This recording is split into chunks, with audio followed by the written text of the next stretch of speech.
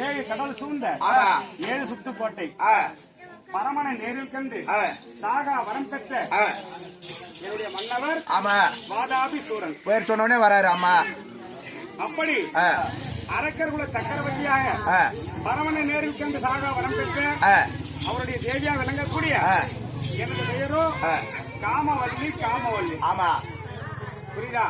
அதுவும்